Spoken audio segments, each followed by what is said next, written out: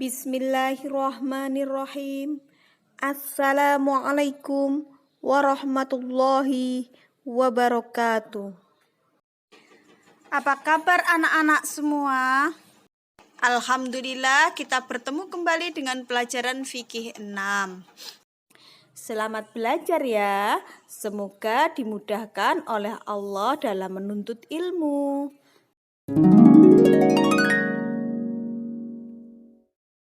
Nah, pada pertemuan kali ini kita akan belajar tentang berhati-hati dengan luqotoh.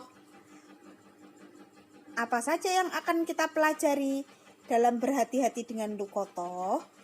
Yaitu 1. Pengertian luqotoh, hukum luqotoh, rukun luqotoh, macam-macam luqotoh, kewajiban penemu luqotoh ya. Kemudian hikmah luqotoh. Sudah siap untuk belajar ya? Nah, yang pertama kita akan belajar tentang pengertian luqotoh. Luqotoh berasal dari kata al-luqotoh yang artinya barang temuan. Menurut bahasa, luqotoh berarti sesuatu yang ditemukan atau didapatkan ya. Kemudian menurut istilah adalah memperoleh sesuatu yang tersia-siakan dan tidak diketahui pemiliknya.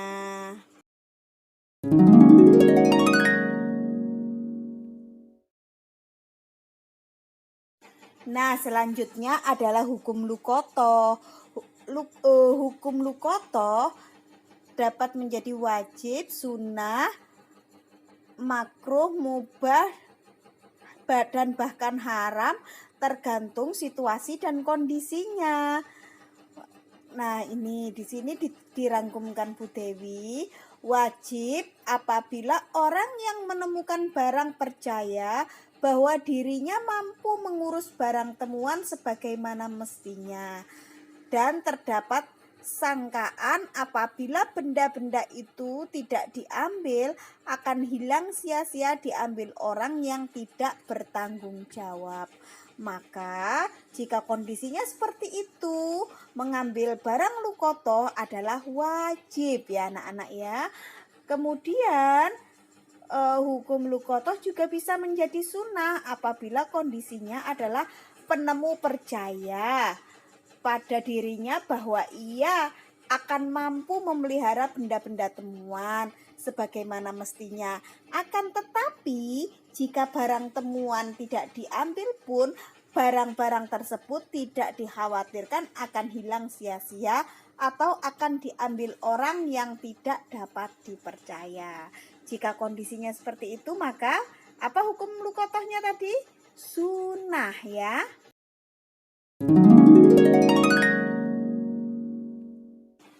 Nah, luqotoh juga bisa menjadi makruh apabila bagi orang yang menemukan harta kemudian masih ragu-ragu apakah ia akan mampu memelihara benda tersebut atau tidak.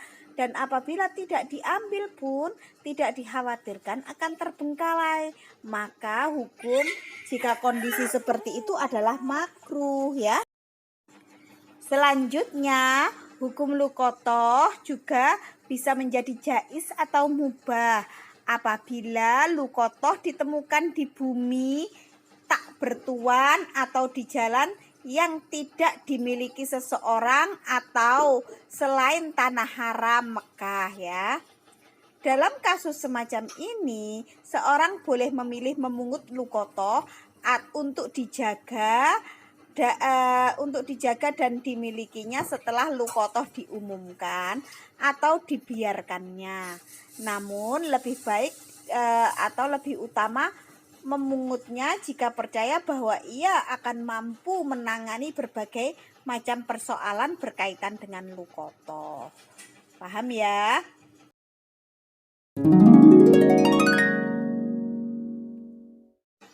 Nah, anak-anak, yang terakhir, hukum luqotoh juga bisa menjadi haram bagi orang yang menemukan suatu benda, kemudian ia mengetahui bahwa dirinya sering terkena penyakit tamak dan yakin betul bahwa dirinya tidak akan mampu memelihara barang tersebut.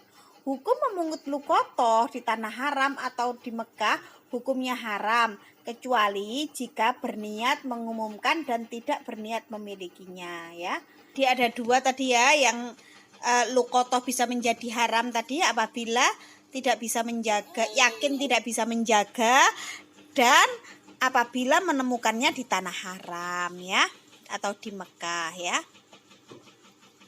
Ini sesuai dengan sabda Nabi, wala yaltaqitu luqatatuha illa man arafaha, rawahul Bukhari Muslim.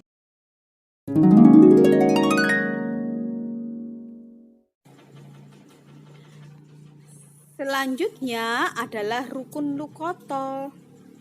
Rukun lukoto ada dua, yaitu orang yang menemukan barang atau biasa disebut laqit, dan barang yang ditemukan atau disebut malqut, ya. Keterangan yang pertama tadi, orang yang menemukan barang itu boleh orang yang sudah balik atau belum balik, muslim atau tidak muslim, fasik atau tidak, barang tersebut dari tanah liar atau di tengah jalan umum, ya. Apabila yang mengambil orang yang tidak baik atau tidak jujur, hakim berhak mencabut barang itu dan memberikannya kepada orang yang adil dan dapat dipercaya. Begitu pula jika yang mengambil barang anak kecil, hendaknya diurus oleh walinya. Nah, selanjutnya kita akan mempelajari macam-macam lukotoh dan kewajiban orang yang memungut lukotoh. Memungut lukotoh maksudnya penemu lukotoh, ya. Benda-benda yang tahan lama. Pertama, kalau lukotoh itu berupa benda-benda yang tahan lama, yaitu benda-benda yang dapat disimpan dalam kurun waktu lama, seperti emas, perak, dan jenis barang berharga lainnya. Maka kewajiban orang yang menemukan lukotoh atau menemukan barang jenis ini adalah mengumumkan dengan menerangkan 6 macam perkara. Wadahnya apa, tutupnya bagaimana, tali pengamannya seperti apa, jenis barangnya seperti apa, jumlah dan berat barangnya itu berapa, gitu ya. Kemudian harus menyimpan di tempat penyimpanan yang layak.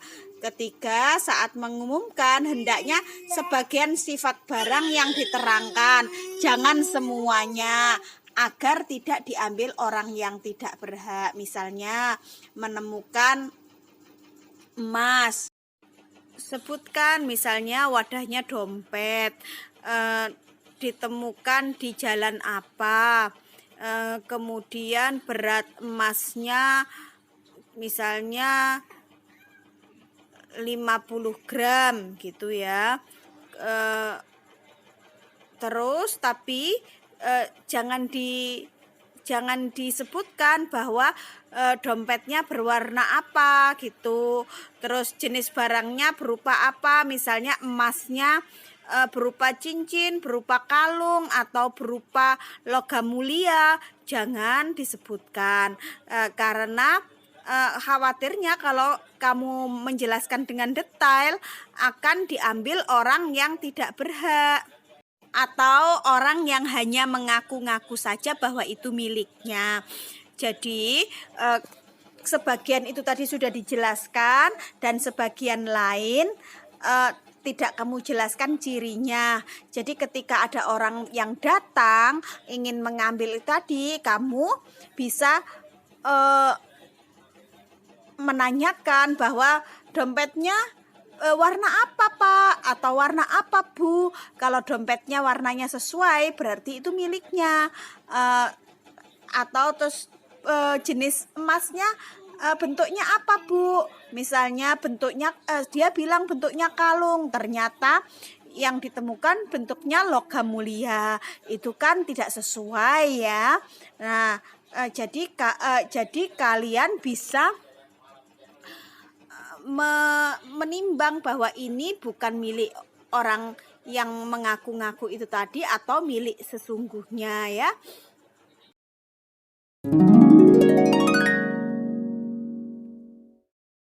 Nah, anak-anak, lukotoh yang bentuknya barang berharga seperti emas perak tadi harus diumumkan, dan ini dalilnya ya.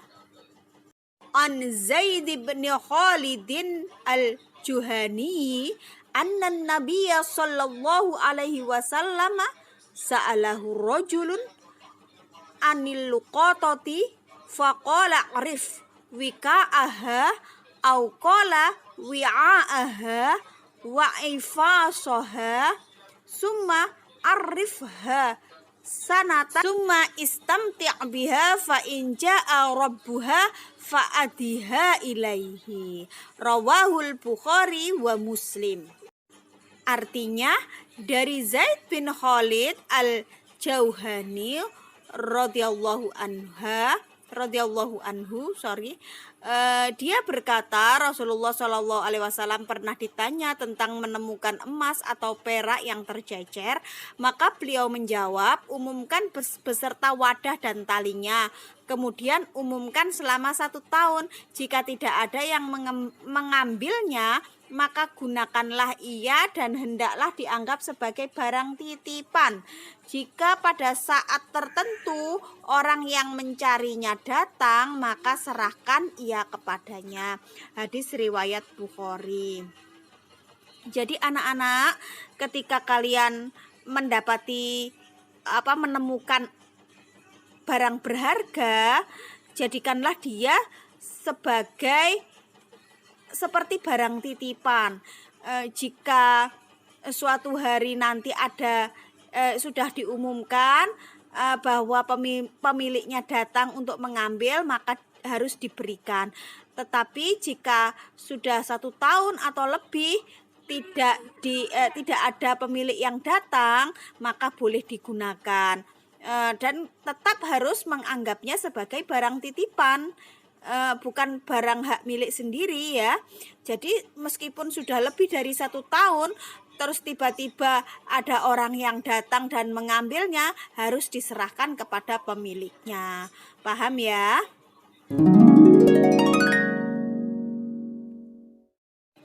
Lalu bagaimana jika menemukan benda-benda yang tidak tahan lama dan tidak dapat diawetkan, seperti makanan sejenis kurma basah yang tidak dapat dikeringkan, sayuran, atau berbagai macam makanan siap saji, buah-buahan dan sebagainya ya. Maka jika kondisi barang temuannya seperti itu, kewajiban orang yang menemukan barang adalah boleh memilih antara mempergunakan barang tersebut dan menggantinya apabila bertemu dengan pemilik barang, atau mengganti dalam arti mengganti berupa barang juga boleh, atau mengganti dalam bentuk uang ya, atau menjualnya kemudian uangnya disimpan dan diberikan ke pemiliknya apabila bertemu nanti. Gitu ya anak-anak ya. Selanjutnya, jika kondisi barang adalah benda-benda yang tidak tahan lama, kecuali melalui proses tertentu, seperti misalnya susu, itu kalau menemukannya dalam bentuk susu, itu dia tidak akan tahan lama, kecuali kalau dibuat menjadi keju, itu bisa bertahan lama ya. Maka bagaimana kewajiban orang yang menemukan barang yang seperti itu? Kewajiban orang yang menemukan barang adalah hendaknya memperhatikan apa yang lebih baik atau berfaedah bagi pemiliknya, dijual atau dibuat keju. Misalnya susu tadi dijual, kemudian uangnya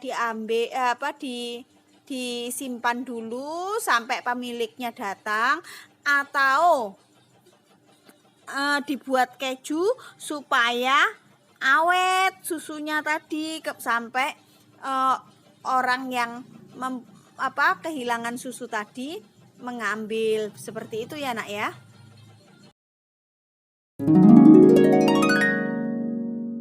Selanjutnya, bagaimana apa yang harus kamu lakukan jika menemukan benda-benda yang memerlukan perbelanjaan seperti binatang ternak ya.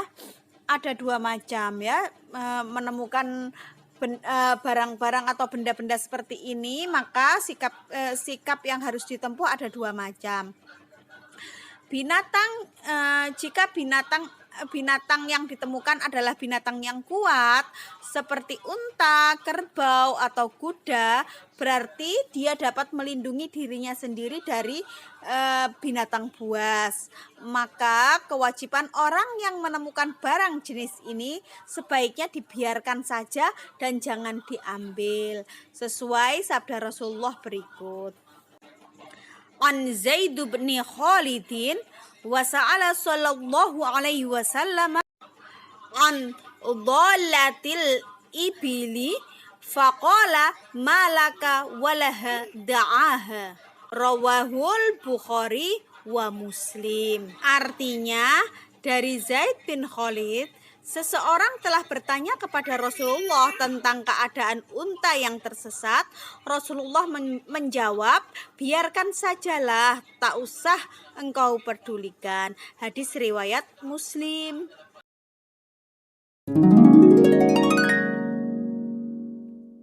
Selanjutnya, bagaimana jika menemukan binatang yang lemah, tidak kuat menjaga diri terhadap bahaya binatang buas? Maka kewajiban orang yang menemukan binatang seperti ini hendaklah diambil ya. Sesudah diambil, hendaknya melakukan salah satu dari tiga hal berikut. Pertama, disembelih lalu dimakan dengan syarat sanggup membayar harganya apabila bertemu pemiliknya. Misalnya menemukan kambing. Kambing itu kalau seandainya dianggap tidak mampu melindungi diri dari bahaya binatang buas, maka kambing itu hendaknya diambil dan boleh disembelih. Syaratnya sanggup membayar harganya apabila bertemu pemiliknya. Jika pemiliknya datang dan mencari kambing itu, kamu harus memberikan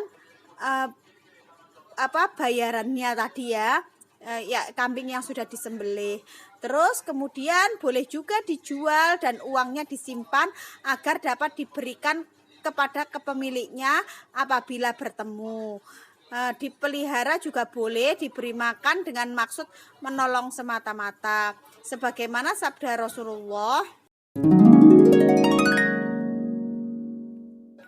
an Zaid bin Khalidin wa sa'ala sallallahu alaihi wasallam anisati faqala sallallahu alaihi wasallam khudha fa innama hiya laka li akhika au li bika, rawahul Bukhari wa Muslim. Artinya, dari Zaid bin Khalid, seseorang telah bertanya kepada Rasulullah tentang keadaan kambing yang tersesat. Beliau menjawab, ambillah olehmu kambing itu, karena sesungguhnya kambing itu untukmu atau kepunyaan saudaramu, atau tersia-sia dari serigala. Rawahul Bukhari dan Muslim. Nah, anak-anak, selanjutnya kalian juga harus tahu kewajiban bagi penemu lukotoh. Pertama, kalau kalian menemukan barang-barang temuan atau lukotoh, harus mengamati tanda-tanda yang membedakannya dengan benda lain, baik bentuk, tempat, ikatan, ukuran, jenis, timbangan, ataupun takarannya. Terus kewajibannya juga memelihara barang temuan sebagaimana memelihara barangnya sendiri. Kemudian mengumumkan kepada masyarakat dengan berbagai cara, dengan pengeras suara, televisi, surat kabar, atau media massa lainnya. Tidak harus setiap hari ya mengumumkannya, boleh seminggu sekali, sebulan sekali, atau 2 kali dalam setahun. Itu juga boleh ya. Yang penting sudah diumumkan.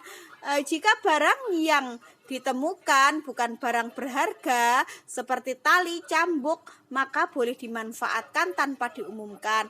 Menurut Syekh Abdullah bin Jibrin radhiyallahu anhu, salah satu tolak ukur barang tidak berharga adalah jika hilang maka pemiliknya tidak berusaha mencarinya.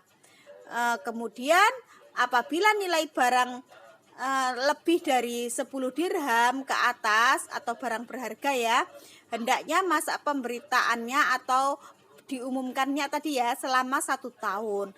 Setelah 1 tahun diumumkan, barang temuan boleh dimanfaatkan.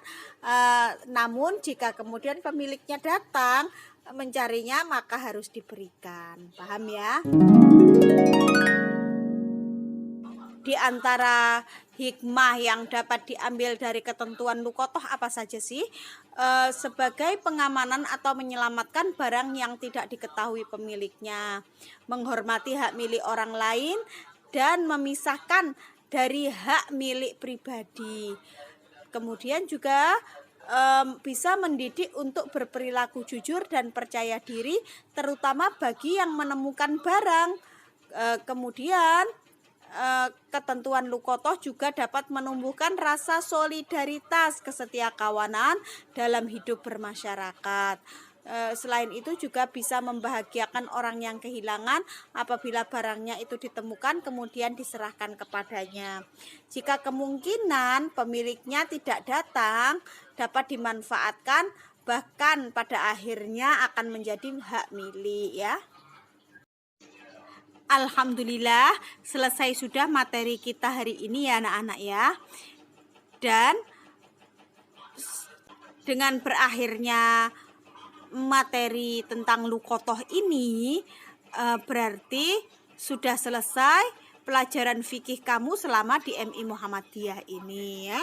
Semoga ilmu kamu selama belajar di MI Muhammadiyah bermanfaat sebagai bekal hidupmu di kemudian hari. Kemudian Bu Dewi ucapkan selamat menghadapi ulangan-ulangan akhir sekolah di MI Muhammadiyah 1 Jombang ini ya. Semoga kalian mendapatkan hasil yang terbaik dan memuaskan.